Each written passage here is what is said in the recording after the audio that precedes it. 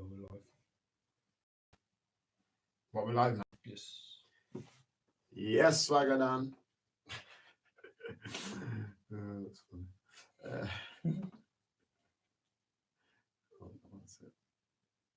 Why is it 6 photos?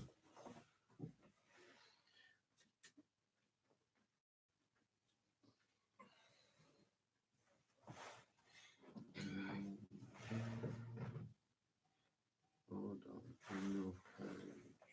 Let me just share this on the making change. Alright, good, that's good to go. Take it away, bud. Oh, excellent. Okay. Guess where I've been recently? Where you been? I've been staying at the place, and the people were very, very nice, and they fed me and everything, and they were really insistent that I didn't leave. Where you been at a shelter? No, it was Sleep Hounslow, pad. Hounslow Police Station. Hounslow Police Station. Yeah. Where's Hounslow? Down in London. Okay.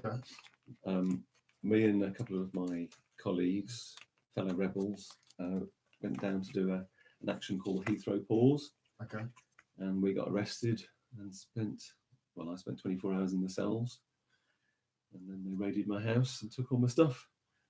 Well, all right, then. So before we get to the raid in your house, Yeah. what's his Heathrow Pause then? What is Okay. Heathrow Pause? Right, Heathrow Pause. Well, you know that the government want to Build a new runway. Yes, an extension. Okay. Yes. Which apparently would produce as much CO2 as the whole of Cyprus. I think that's the figure I've heard, which is big stuff. That's good. That means that everyone can have dry ice. Yes, brilliant. Go on.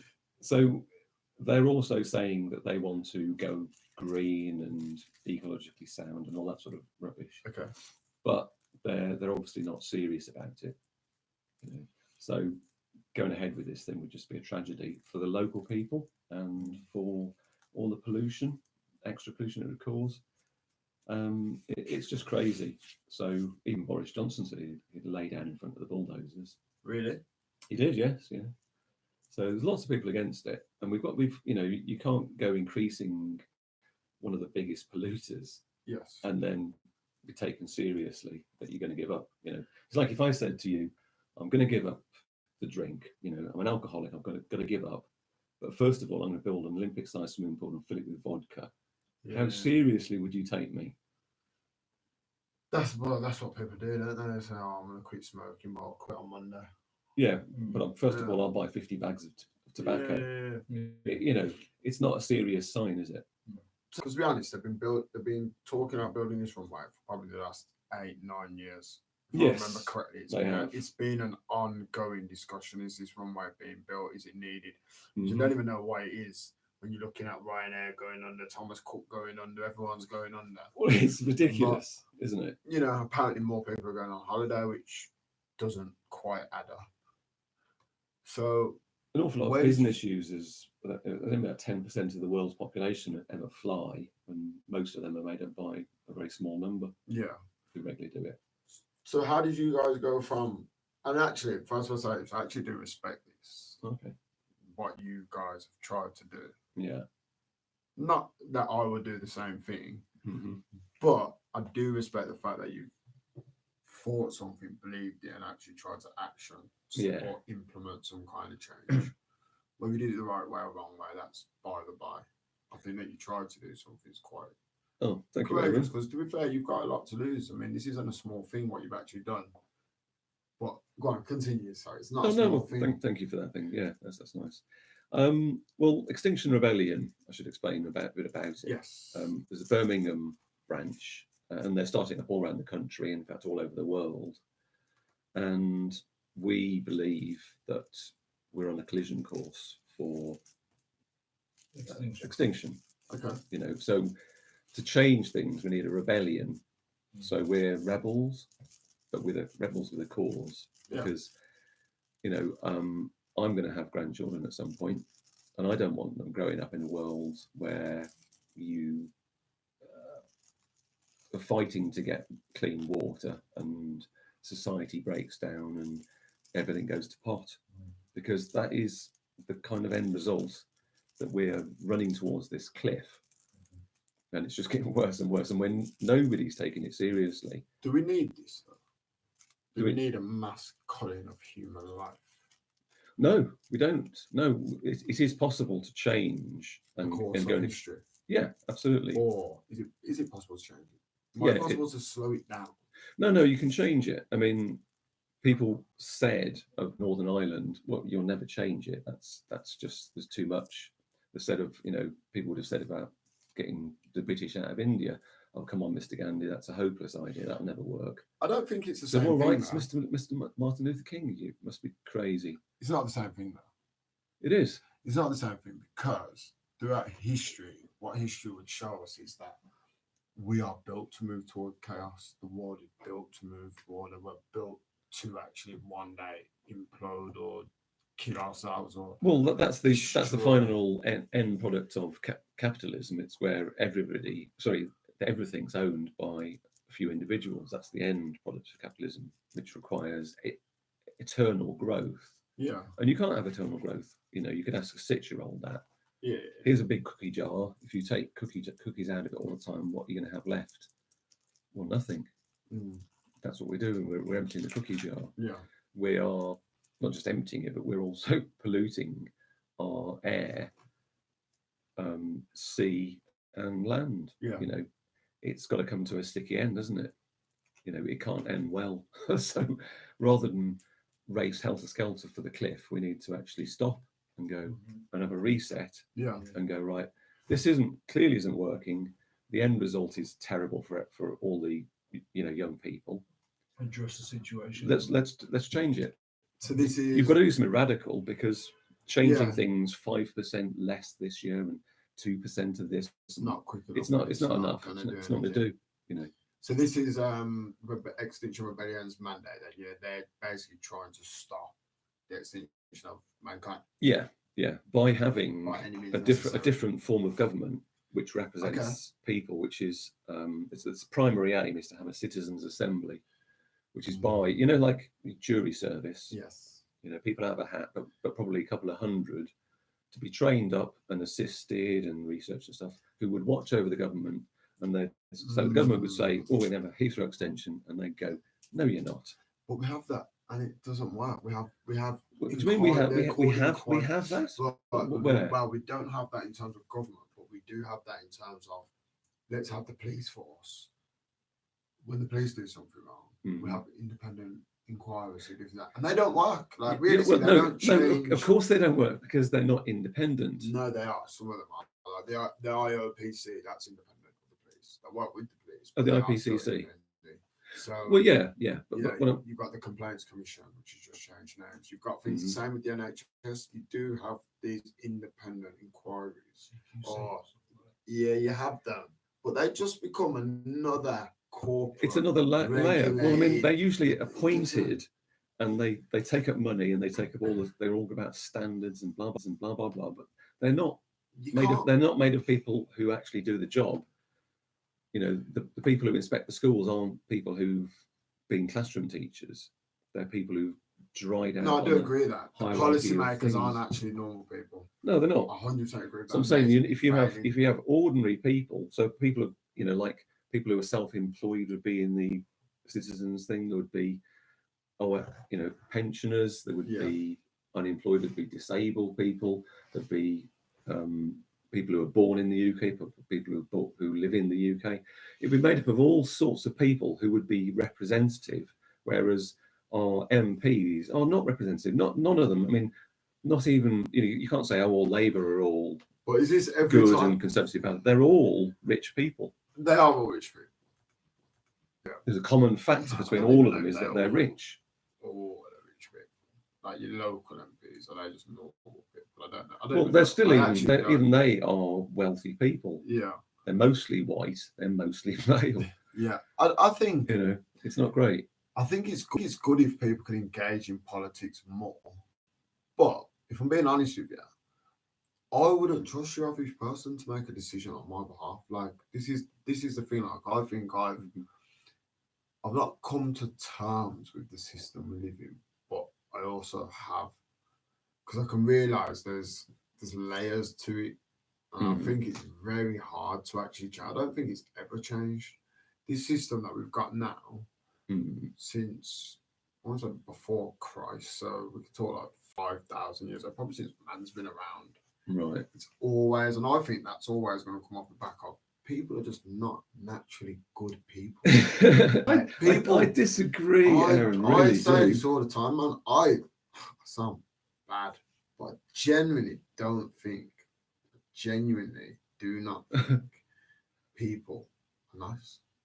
I think once that power, that control and desire comes in, you can tap into people. Well, so your family, yes, obviously a bunch of skullduggerous pirates and ne'er-do-wells. 100%. But I think they're actually quite nice people. No. All of them. They're not, yes, they are. I don't know anybody who's really horrible. Wow. Amongst the MPs and stuff, I wouldn't be so sure. But No, ordinary people, if they're brought up well, they're educated, they're decent people. I mean, obviously, then they if you pick somebody and it's Mr. Bill Blogs, member of the National Front. This is where my point comes. Being in prison. But this is my whole point. What? So, who is picking who? First of all, you've just said you need to pick people. Right. Who's picking these people? Well, if you've got a system that picks juries, yeah, which is basically kind of random. So how are you going to know if you pick someone from the National Front? Because you can ask. I mean, if the guy's got a big BNP tattoo over his head, but they don't anymore. That's the point. Like, they don't. They wear suits. They're okay. They're the police. They're the MPs. They're the school teachers. Well, you might guess you might get a couple of people, and a couple of people are racist. But if you've got say 300 people, their little bit doesn't matter. So they might rail and say, right, institute the death penalty, mandatory fox hunting for small children, and all sorts of stuff. But most of the people, the other 297 ones who would go, no, we're not going to listen to this idiot. No, and they would have training, they would have support, and they would have an overview. You're basing on the people that are doing this training are being taught by people who agree with what you're saying. So therefore, you're instituting a curriculum onto people that not everyone's going to adhere to. And actually, less people think the way you want them to think than they do in private. So they might be like, oh, yeah, I agree with Extinction Rebellion. I think not to Heathrow. But in the clutches of it, they also like things to be, what's the word I'm looking for? Business as usual. Easy, exactly. Business as usual, efficient, easy for them. Yes. So when you say you pick 300 people, first of all, I wonder who's picking 300. After that point, who are these people and what is their level of intelligence to actually have an opinion on this? Okay. When you other than an emotional one that they're saying, right. Okay. Jury service. I've done jury service. Have you done jury service? No. Have you? Okay, so I can tell you about it. They pick people, not by some bloke in a hat going, right, I'll have him, her, and right. It's fairly random. If you turned up at court and they ask for more jurors than they're going to use, if you're an out and out raving loony, somebody with then they were far more likely to say you're not going to be suitable. You're out. In an American court system, they can get rid of it. They can choose, don't they? We'll have this one and that one. Human says government would pay for citizen assemblies and the local people would decide. The locals may want more growth, not less, which is solution. So I don't agree again, because I'm just saying I don't think people. Do you know the difference between jury services? You're basing this on jury service. Jury service is so flat dimensional thinking. You don't have to think about anything else. Oh no, I'm just saying the jury services. The only bit was choosing random people. Yeah, but even at that point, this is what I'm saying. So it's easy to pick someone for a juror because when you pick a jury, you say to that person everything you know, any emotional response or anything like that, clear it from your mind. You have to base whatever you say on this fact. But when you're talking about an infrastructure, it's not like a single case, it's a whole infrastructure. So one thing is going to affect 10 other things. It's not just someone's going to jail, someone's not going to jail, because that's all you really have to think about on jury service. Not that that's a light thing to think about, but it's very one-dimensional. Whereas when I'm thinking about, do we keep the NHS private or do we not, I have to think about a million other aspects of that. It isn't just a one thing. That's going to have a knock-on effect. The same as, do we keep steel? Do we keep, this big conglomerate? Do we build a new runway or not? So what I'm saying to you is, a lot of people, and this is the actual, one of the things that someone said, I can't remember who it is, but about being clever is just being able to hold two ideas in your head at the same time. And a lot of people can't, unfortunately. So I told you that one. You may have done. Intellect is the ability to carry several arguments without. Exactly. So what I'm saying is, people don't have that ability. So for me, So you could do the jury service one, and you could say, if you want 300 people, and you could choose 600 people at random, get rid of the awful, terrible people, the ones who are ignorant, the ones who are just too stupid to know, the ones who are. But then you're working down, or you could do a system where you'd say, okay, well, each area would nominate 5 people who've worked in the community, who are decent or honourable people, who've had jobs, who've worked, who might be parents, who are representative of the area. Right, so they wouldn't be 5 people who all go to Eton and all go to and are rich and live in gated communities. But I don't know. But this is my point. What I'm trying to say to you, it's a system. For me, the system that you're trying to replace, it has to be a viable option. And I honestly, I think getting 300 civilians who don't really know anything about infrastructure. No. That's what I told you. I told you, Aaron. I told you 300 people who will be supported by people who will guide them through and help them. There'll be civil servants and other people. They won't go right first day in the job. Do we killing or not? Make everyone vegan or not? So they're not to do that. No, it's not, because the people who represent us are not representative of us. They are none of them. But the people who are guiding, no. People who are guiding these people are going to be those people, because you're essentially getting rid of government. So you're going to have you're going to pick people from the ordinary population, most of whom will have either worked in community. Well, they'll be like, it could be you could be called up. I could be called up. Greg could be called up. Somebody who works in Oldies could be called up. It won't be a select group of people from the upper echelons of society who are not representative of the majority of society. That's what I'm saying. You can choose them to do whichever way you want to do it, but you get representative people. Like I would say, if you want to be an MP representing your country, you must have worked. You must have had at least. You must have been in the army. No, because then we'll get all military people.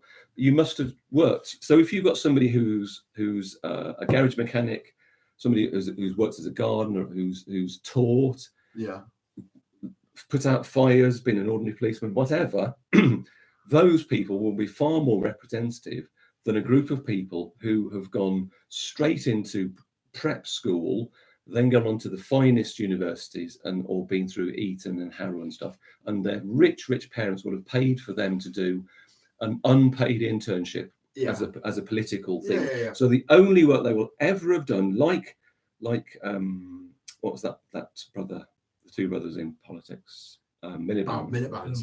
What have you ever done, Mr. Miliband? Oh, well, I taught for a while. What did you teach? Politics.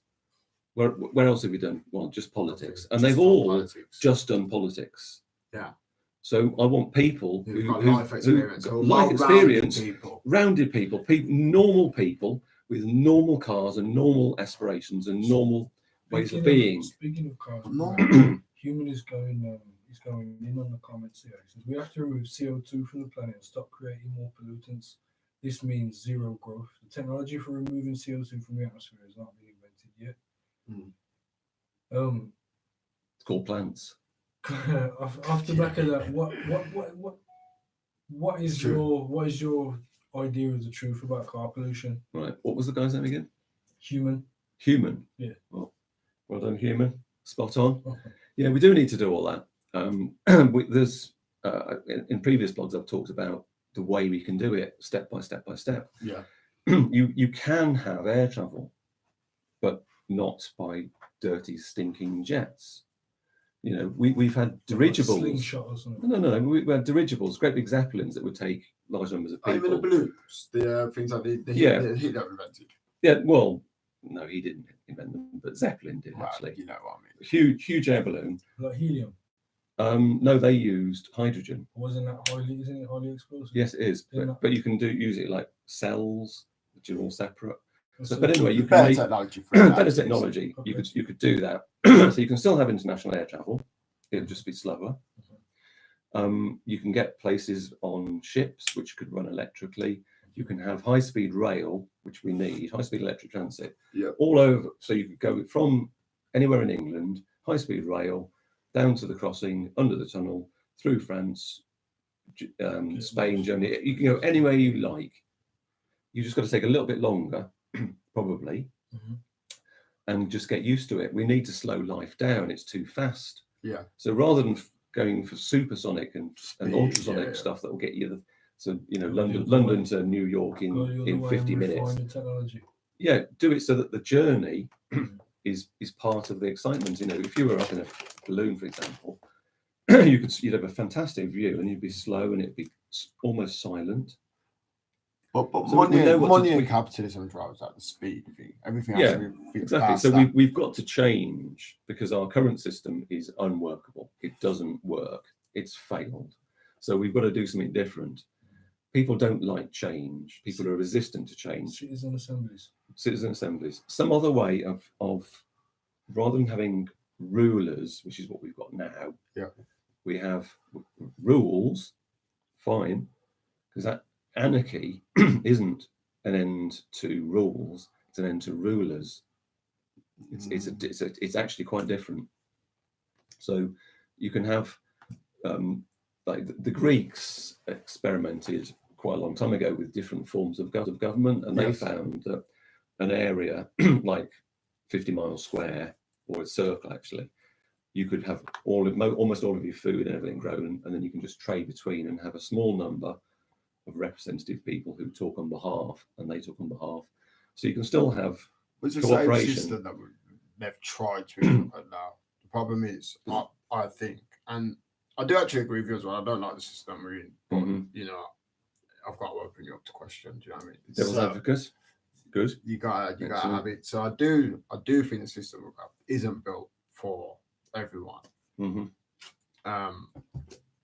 But I think also we have tried to. If you look now compared to, let's say, we've had different eras. So we've had a very capitalistic era. We've had a very which we're currently in, communist era. No, but we're not, because now we're actually in an era. Well, we don't call it communism, we call it socialism. We've got a socialism era. Like, we look after people now, whereas before we didn't look after anyone. It wasn't even on a thing. We have things like human rights implemented. And I'm not saying they're great and they're not perfect, but the way we actually live now is better. And when you're talking about the Greeks, but the people hold the Greeks up to this very high, like they had, I was just saying that they experimented with different systems of government, which is what we need to do to find a really good system. The two-party system is terrible. It's terrible. In America, two-party system, terrible. You've just got to throw that out and say, let's do something and see what works. If they did a simpler form of proportional representation, I vote for this bloke. He's really the one I want.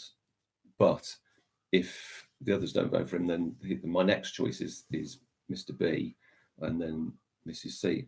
That's a bit sexist, isn't it? But you get the thing. So that could be. So if you really, really wanted the Green Party, but you thought, no, I don't want the Labour to get in, so I'll vote Conservative, even if I don't want to, and ditto for Labour stuff. They could vote for who they really want. So there'd be far more independence would get through, and it would break up the two-party system, which is just archaic and ridiculous.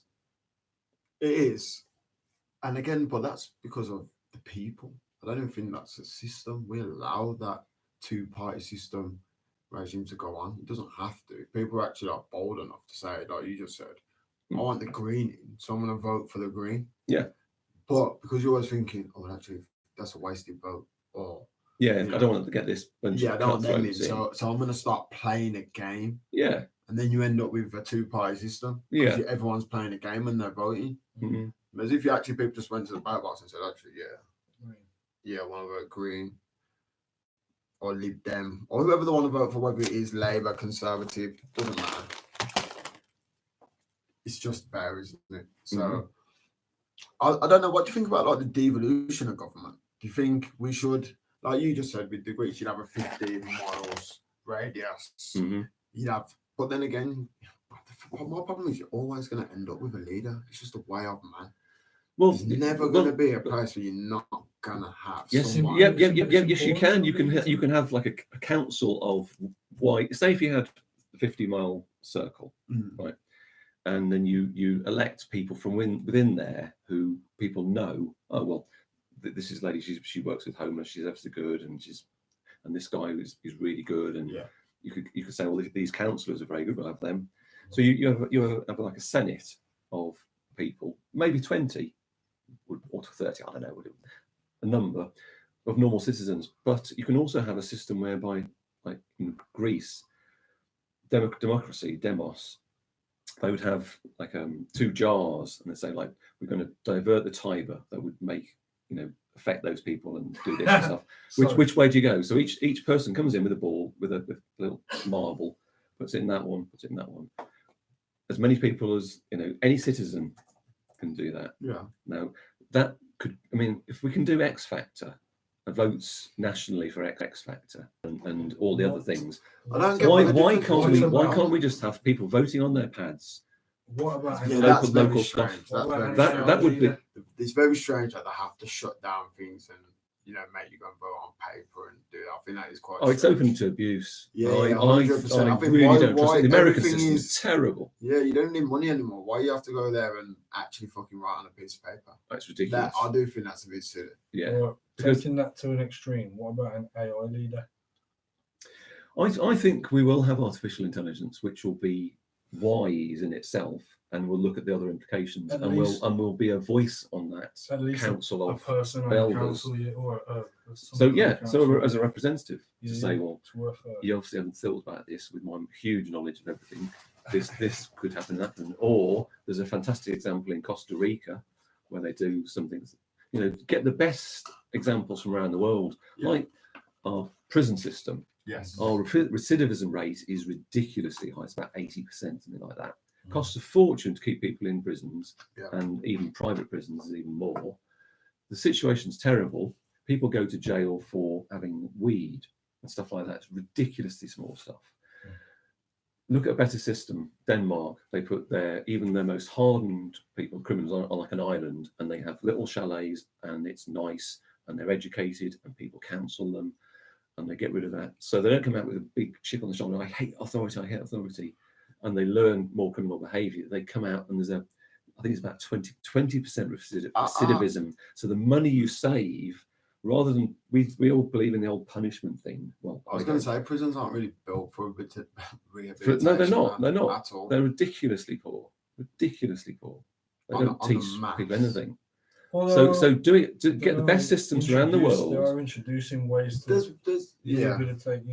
But most of our systems are just overcrowded because they're criminalizing something that's well, moving further on.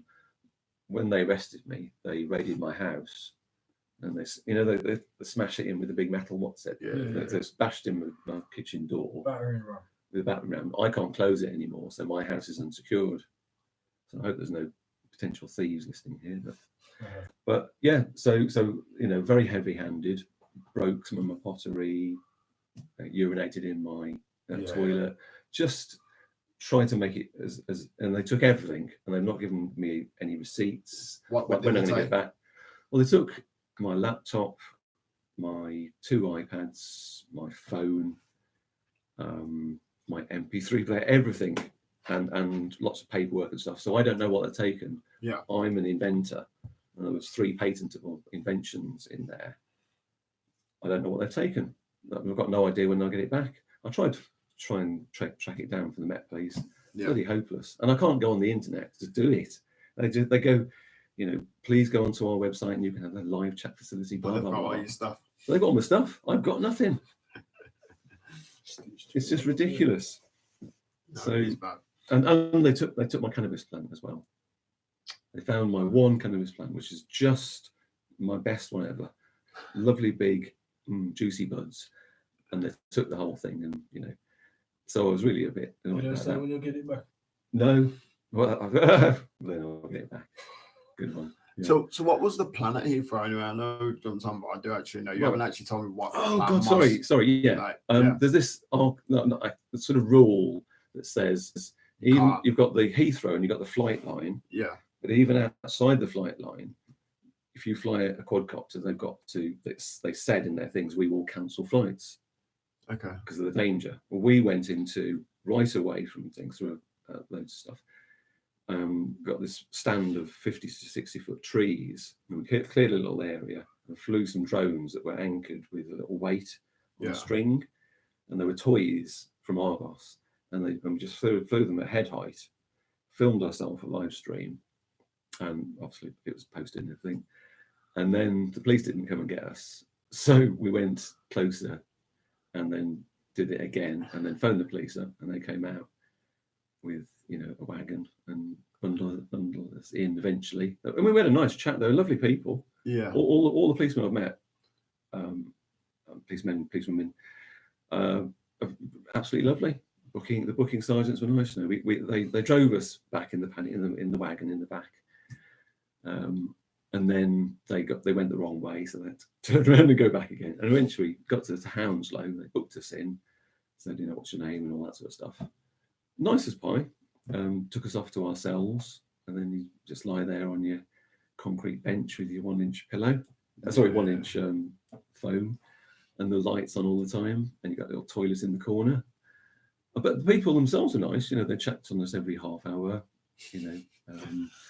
Cups of tea and stuff, water. When you did it and you made this plan, what was the conversation in terms of people getting flights and the families that have kids? That it would be affected.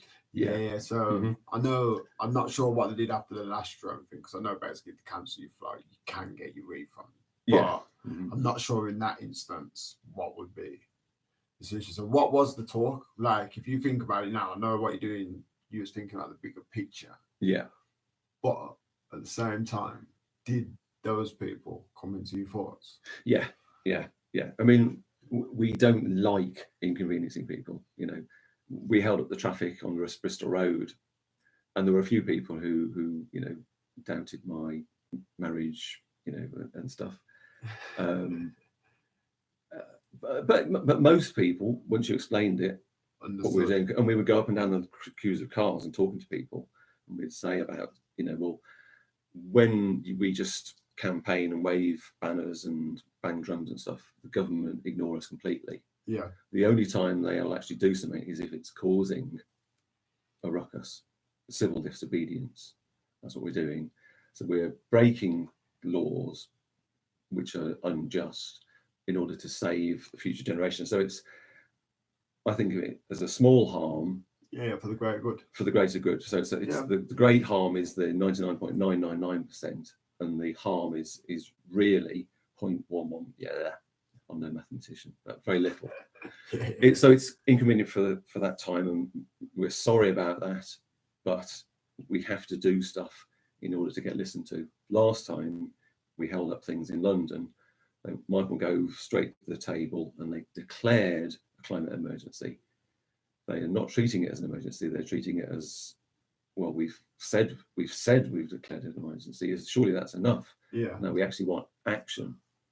Do you think this is like canary in a coal mine for Blimey, that's explain that one. What I'm saying to you is like the way we treat technology, and like you're saying, overgrowth population, CO2 emissions going to rise by, I don't know what number you put on it, but a staggering amount. So what I'm saying is that a model? Because I'm talking just like natural disasters now. Are we actually causing them through the way we're acting now? Right. Okay. There are different thoughts on climate change, man-made climate change, natural climate change, sunspot activity, all those sort of things. There's an awful lot of science and David Attenborough and people like that who are saying, look, this is terrible. Yeah. Our eyes kind of tell us that. Yeah. But for me, it's ecological damage. We are using up our soil, we're poisoning it. We're poisoning our groundwater, poisoning the seas and the air. Poisons the soil. And people are more ill now than they've ever been. With cancer rates are going up higher and higher.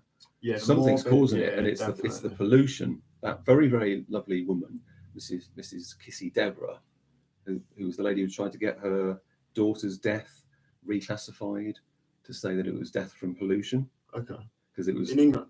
In England, yeah. Because there's been cases in Birmingham recently, hasn't there, in the city centre, people saying that kids are suffering from has there? lung problems. Well, they reckon they reckon that's why they're bringing in the congestion. Clean air zone, yeah. Well, the thing is, they're charging money, but they're not. Yes, because they're not doing enough. They're slaughtering. I mean, there's 30,000 people in the UK die every year of respiratory failure due to pollution. That's 30,000. That's like a 9/11, January, February, March, April, May, June, July, August, September, October. We'll have a little break, November, December for Christmas, and then we'll start again with the slaughter. Yeah, that's crazy. So there's people see, if I stab you with a knife, I've killed you, but if I kill you over a 5-year, 10-year period, then I'm innocent. No, I've still murdered you. It's like if I put ground up glass. There was a Humphrey Bogart movie, and this guy found him in the jungle and fed him, and he thought, oh, this guy's great, but actually there was powdered glass and it was ripping his insides and killed him. So it might have taken 5 years for him to die, but he's murdered him. Yeah. And the thing is, our governments are murdering us. They've known about the emissions for a long time. They're hiding it. Our Volkswagen, huge company, huge corporation, lied to us, lied to the British people, lied to everybody. All of your made it up. The emissions, because you cannot make a clean diesel car. If you, I would say, if you're a diesel car maker or petrol, and you can put your car in your garage and start it up, and I'll put my car in my garage and start it up, and we'll see who lasts longest. Because my electric car is not killing nobody. His car will definitely 100% kill him. Whether it takes 10 minutes longer because it's slightly cleaner, I don't care. Human says there is a paradox of stopping the heat engine of society. It would eliminate the protective layer of pollution that dims the sunlight presently. Well, the Earth is a natural mechanism, and the Earth will clean itself. And so we're destroying. But we can't carry on polluting because it makes something a little bit better. You know, we've got to do what is sensible, and we can have a carbon-free economy. You know, we can have mass rapid electric transit systems which are incredibly cheap. Electric cars, they're thousands of times safer, which is never mentioned, probably 10,000 times safer, because they're always looking. You can't do that with a modern petrol diesel internal combustion engine car, which has been around for over 150 years. You know, the mechanic 150 years ago would look at a modern car and go, crikey, the tolerances are very good and this is better. But the basic, still there. Yeah, of course. Everything's still there. What about Hinkley Point? Hinkley Point C. The government, building a nuclear power station is carbon free. That's what they say, yeah? Well, to build a nuclear power station, you've got to have tens of thousands of tons of concrete, which is one of the biggest emitters of CO2 you can find. You've got to have fleets of diesel lorries chugging up and down to the site. And then it'll work for 30 years. And then you've got all the dangerous waste. And then you've got to encase the whole thing in concrete and patrol it 24 hours a day for the next 10,000 years. If it doesn't melt down in the process. Like Fukushima is still going. That's still going into the Pacific. Fish are washing up dead on the shores of America. You can't contain radiation. 3 meltdowns and still no solution. Yeah, exactly. No, and it's out of people's. Nobody mentions it on the news. Yeah, you could look at the news every day. There'd be nothing about Fukushima. That's one of the most awful extinction events possible. It's terrible. There should be a worldwide effort to get in there and say, right, we will clean this shit up and never do it again. Close the feckers down, because the ones in America have gone past their sell-by date and they're still going. We can have completely renewable energy and make fresh water. So what is it? What is it? Why? If money? The oil industry, they're making. I saw the program. They're saying basically, it's every day that the oil industry delay us going to electric is $2.5 billion. Yeah, money. Yeah, right. Money can get you so far, but if we head into extinction, then what's money going to do for you then? Well, exactly, yeah. Surely they can still cash in on getting into the electric automotive industry. Well, there is lots of money in green industries. There is, this idea that, oh, well, it'll close all these plants and it'll be terrible. No, if we had a big full-on, like a World War II type scenario and said, so like World War II would be a factory which would make Doll's prams. Okay. 6 weeks later, it's producing parts for a Spitfire. Yeah. That's the sort of level we need. If we built wind turbines, huge amounts, everywhere, and put them all up and down the motorway, in the sea, not in the countryside, up and down the motorway. Who gives a damn? You could have artists painting them. You could have all sorts of wonderful things. It's all possible and doable, but they don't want it because they are wedded to fossil fuels, because the fossil fuel lobby is huge and powerful, and the car manufacturers don't want it because your petrol car, you'll have to get serviced all the time. Your brake pads will wear out, everything will wear out. My car, no, none of that. Seriously, you're not going into Halfords all the time. You're not buying stuff. You're not getting 300 quid services. That's gone because they're so much better, and they're faster, smoother, quieter. And you get them to 300 miles. Do you think turning to electric cars is one of the biggest sort of revolutions there's been for a long time? It's one of them, which has to happen because they're so much better. When you think about electric cars, well, they've been making them probably since the 50s, 60s, whatever. They've probably been working on them since then. But we've been using fossil fuels to power cars. For how long? 100 years? 150 years. 150 years? Yeah. Henry Ford. But he made a hemp body shell. Did you know that? No. Yeah. Hemp is another thing. It's a key ingredient to recovery of the planet. Yeah. Hemp used to be grown widely throughout the world. Several American presidents had hemp farms. Hemp was grown in the UK because all of the sails that were on the old ships, cannabis, canvas, they were hemp, because cotton breaks down under seawater, but hemp doesn't. It's a wonder plant. They used to make it for rope, paper, banknotes. The Constitution was apparently written on hemp. It's the wonder thing. So you can have your fast fashion if you really want, but once you're done with it, you can put it in a compost heap, put some more soil on the top of it. 5 or 6 weeks later, it's part of the compost. That's the answer. Bottles can be made out of glass. Can be not hemp. No, so plastic. Can be made out of hemp. So you can have hemp plastic, not oil based. So you can have your single uses if you really want, but you can be more intelligent with the plastic. But put it in your compost bin, and it's plastic, and it's soil. It's got to be done, and the reason we don't do it is because we can just go into a forest and chop it down, of course, and use it for free. Oh, free wood, brilliant!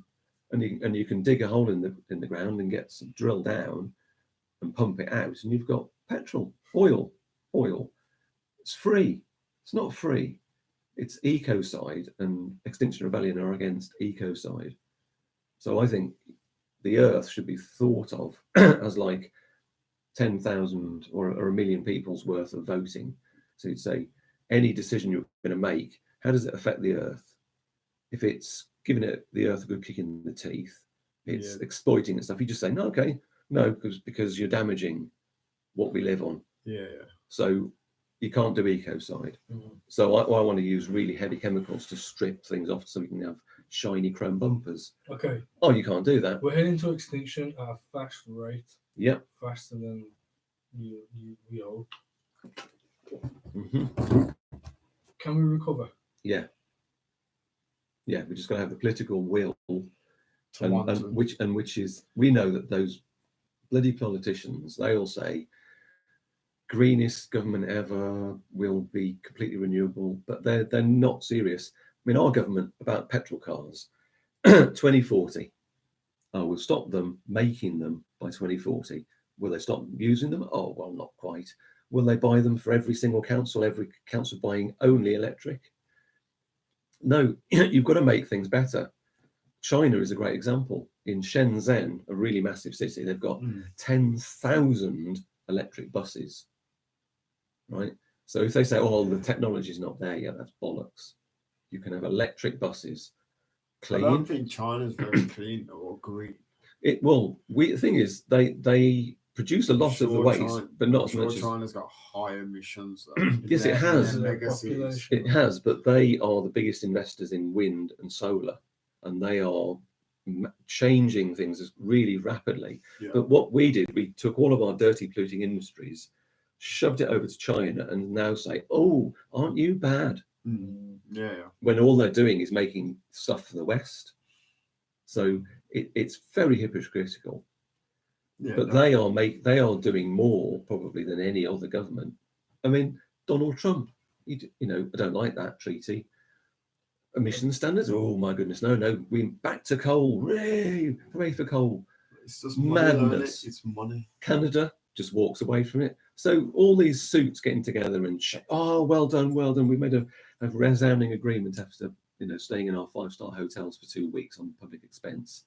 Aren't we brilliant?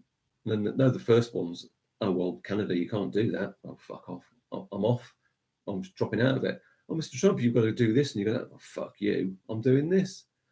It's pointless. Absolutely pointless. And if we try to trust it to the governments, they're the ones who've got us into this mess. It's like, how can just thinking out loud, how can anyone put any trust in a government that's led by flipping Donald Trump? Exactly. Yeah. How could you put it? It's comedy to me. It's like I can't even partake in a conversation about him really. I'm just going to open it up for you to talk about it because I can't take him seriously at all. But that's the beauty of Donald Trump. You actually have to take him seriously because he's dangerous. Oh, okay. What people do is they just switch off to him. So what they'll say is, I don't like Donald Trump, so they don't listen to what he's saying because it's just automatic. I don't like him. But that's dangerous. Mm-hmm. It was the same thing I was saying with Boris. I was saying, people talking about when he closed down Parliament. Yeah. When suspended Parliament. Mm-hmm. And it was all about Brexit. But I said to people, do you know any of the other laws or anything that are going through on that day? No. Exactly. Like, what I'm trying to say is like the way they move politicians is. Do you see what I mean? Like everyone's talking about Brexit, which is when they passed that bill to be able to surveil your phone and your computer and stuff, just when they passed it. I think there was something else going on. I think it might have been the plane crashes or something, and it was in the news. And they just passed this bill like, boom. So we can tap into your phone. What is that called? Yeah, because they'll create a story that everyone follows. Yeah. Which everyone thinks is like the biggest thing ever. Like we're talking about Brexit's massive, like saying with Donald Trump, it's always he's got people in cages or something. So you just switch off to him. Mm-hmm. It's like that's how they turn you off politics, and that's how they get to do what they want to do. Well, that's a good point. Yeah. I mean, the stuff that they get away with. Great. Because there's like a Conservative MP down south who's basically, well, Daddy had this job and now he's in the House of Lords, so I'm taking on him. And he talked out a bill that would help the NHS, and because I can't want to call it, but they just talk and you can't shut them up. Yeah. And then they say, oh look, there's no time, ding, and it doesn't go through. They're always doing this sort of stuff. And playing games, gerrymandering. We'll change the border and we'll get those rich Tories over here and get rid of the bloody council house over there. They're always fecking about with the system, and we shouldn't let them get away with it. We've got to stop the buggers. Or we could just disobey them and do what we want, but enjoy ourselves at the same time. But the problem with that is, and I say this all the time, we're thinking on like a broad scope. You have to look at normal people But everyday people just want one thing: What's that? security, and to be happy. So they believe that they're secure in this system. That because they're not they're not thinking about but a lot of people, you think about that, they're not thinking about their kids. No, they're thinking about them and putting food on the table for their kids. Yeah, but and their grandkids now. I don't need. So they say. I mean, I've had loads of people say, "I've got grandkids. They are number one in my life. I just adore them, and I want the best for them." Yeah. What we're doing is, it doesn't matter how many nice jumpers you give a kid, your grandkid, and take them out to zoos and leave them a part of your house and stuff, because it will make no difference if the guy with the gun is the one who says, "I'm having your water, I'm having your house, I'm having your car." But that's what I'm saying. But at the end of the day, so they're not doing their favours for their grandkids. Yeah, they but just you don't can't realise have it. Anarchy. This is what I'm trying to say. I'm not- So but what I'm saying is, if you're anarchist, or I don't know if you call it anarchist, but if you want to live outside the system and outside a set of the laws that are in place, you don't get the same security. It's why there's, like people say, there's a code, man. If you do certain things, you have to live that way. So what I'm saying is, people don't want to trade that because people are scared of change. Yeah, So, they are. They are like, exactly as scared of change. Yeah, exactly. So if I know something is secure, it might not be the best, but I know this system's tried and tested, so I know what I'm getting. Yeah, you're getting a terrible robbing. Yeah, you're being beaten up and mugged every day by your governments. Well, this is what I'm saying, but people aren't thinking long term. No, well, they need to start thinking long term. In Japan, people might hate Japan and stuff, but they think 40 years ahead, not as our government did 4 years ahead, re-election. They don't give a damn about stuff, really. It's just, once I'm in power, can I stay in power? That's their focus. Do you think if there was a good prime minister, good prime minister, everyone loved him, he somehow managed to, unite everyone? A beneficent dictator, in other words. Well, so is that still a bad thing? If someone is actually kind and does what the people ask for, is that a bad thing? No, if that happens, but you see, I don't think it's ever happened. But the examples, when we look at who's the guy that Mugabe, right, died recently. He was a figure rather like Mandela. Yeah, he was a leader of the armed struggle and stuff. And when they were saying, "Hooray for Mugabe, we're saved," a bit like with Obama, "Hooray!" And then he turned out into a despot who looked after his friends and was just as corrupt as the people he replaced. And that has always happened. So I think it's incredibly dangerous to give it all the power to one person. I mean, I would like to say, if I was in charge of everything, and I'd be beneficent and all kind of stuff. But what about if I've got biases and I decide, I'm really nice on most things, but I can't stand enter name of subgroup. Nobody's perfect. So you shouldn't give it to one person. So we need a council of elders. That would be a system. Proper representation where people benefit, because there's a big benefit in having groups of people. We've got the luxury to have people who can do jobs that don't matter. We can look after people. We can do what society wants. But the way we're going everywhere is rapidly downhill. They're trying to privatise everything. The problem with councils, Boris says he likes Trump, and Trump wants a privatised NHS. So do a lot of Conservatives. I've been in the NHS, as you know, and it's 50% private at least, and everything's about contracts and managers and statistics and stuff. Which is why I formed Buddhists Against Standards, Targets and Ridiculous Demands, because it's just, things are crazy. So what's that then? That's the first time I heard of that. Well, it was only when I got the letterheads printed, and I saw that it's spelt out bastard. That's good. Yeah. I like it. Yeah, but no. So it's a corporation, the NHS. my NHS Trust were a corporation. We had a CEO, a board of directors, a board of non-executive directors, and some staff governors. But I always try and say this one, the NHS, and I love the NHS, like in and out since young. But I always say it's still a baby. What? The NHS is a baby. If you look in terms of evolutionary history of man, the NHS has been around for 70 years. That is not old. For our system, the way the country's changed since then with population, it's still an experiment. You're looking for something to last a life. It's not a finished science. You don't know like what's gonna happen. You can't. Do you know what I'm trying to say? It's very young. To me, 70 years old. 70 years. If you met an adult who was 70, would you be going, "Oh, good, little human, yeah"? No, 70 no, years. 70 years. Do you know why I wouldn't? Because I know that adolescent is probably going to die within the next 5 years. Whereas the NHS, people want it to last forever. There is no expiration date. It's just how it's managed. Yeah. So people have an expiration date. No, so that's when they when first set it up after the Boer War, when they realised the terrible state of the British soldier, they decided to make things better, and the Norrin Bevin set it up. It was envisaged that it would only be for a period of like 10 years, and then you'd get everyone healthy, and people would continue healthy. Yeah. So it surprised them; they didn't know. But everywhere, every system around has to have a system of caring for its citizens.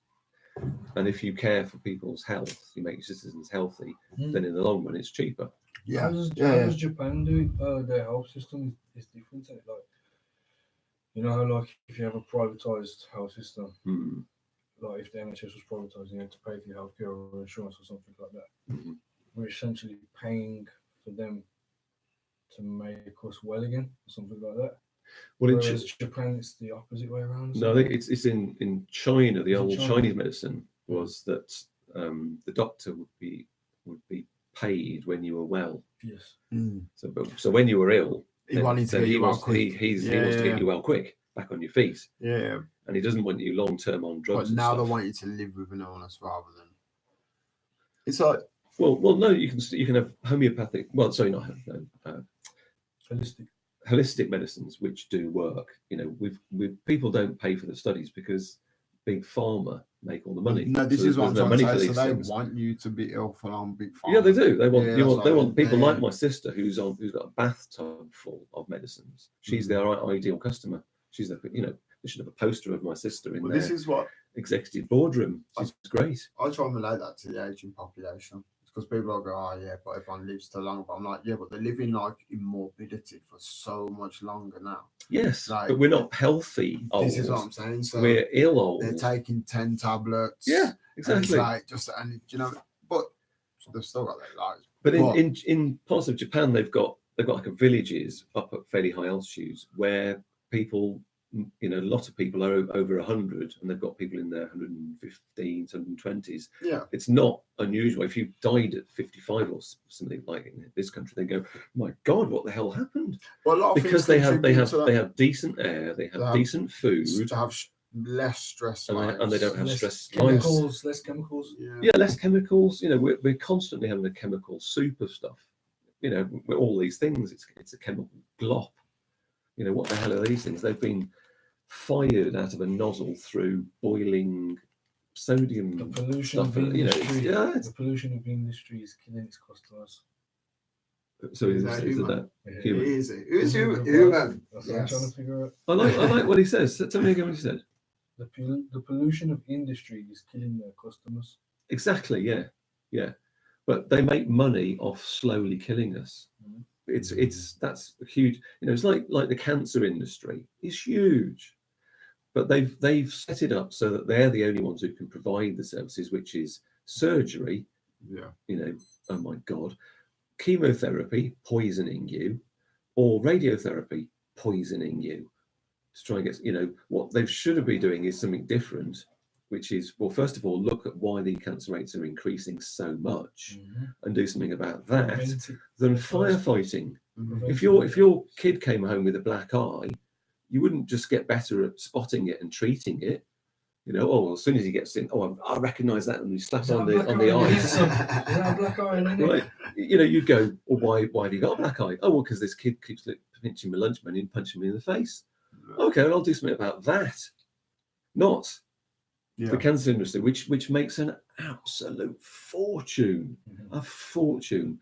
They don't want competition. Cannabis oil, cannabis products are making a difference, and they know it. And well, yeah, okay. Drugs, yeah. Something that, you know, men have been getting, mankind, womankind has been getting high on drugs for tens of thousands of years. Yeah. Licking frogs, licking cactus. Do you know what though? The thing with drugs, one. Any kids listening, drugs are bad, okay? No, drugs are bad. Like drugs, the really hard drugs are bad. This is a really dangerous drug. It's called tobacco. Be very careful. I've taken the dangerous drug out of my spliffs. You know, I have tobacco-free smoking mixture. So I've only got cannabis. That's all right then. Oh, horrible stuff. But it's all chemicals, is what I was just going to say to you. Yeah, that's all chemicals. Yeah, Loads of chemicals in it. So this is what I'm saying. So everything you're talking about. So when people talk about drugs, this is what I'm trying to say. It's not that drugs are bad. It's how you abuse them. Yes. And the damage they do. Yeah. So this is what I'm trying to say. So tobacco, alcohol, sugar, prescription opioids is just as bad as taking. Far worse. Yeah, like this. How many people have died just this year from a cannabis overdose? No. I don't know ever. Okay, what about the last 10 years? Yeah, nobody. You go to sleep. Was it something? How many people have died of an overdose of prescription drugs? Tens of thousands, hundreds of thousands. Was it you or Misha that said on one of the podcasts before, like, well, I think I said too much of anything could kill you. When you drink too much water, you have anything else, your kidneys couldn't do it. Yeah, you can kill yourself with pretty much anything. So, I can't remember, someone said something about oxygen. Imagine if oxygen was slowly killing you. But we didn't know. It was just like the dosage of the poison in the oxygen was so small that it just killed you very slowly. It made me think like literally anything can kill you. And on that note, I just want to wrap it up. Right. Budah, you do your thing, man. Sure.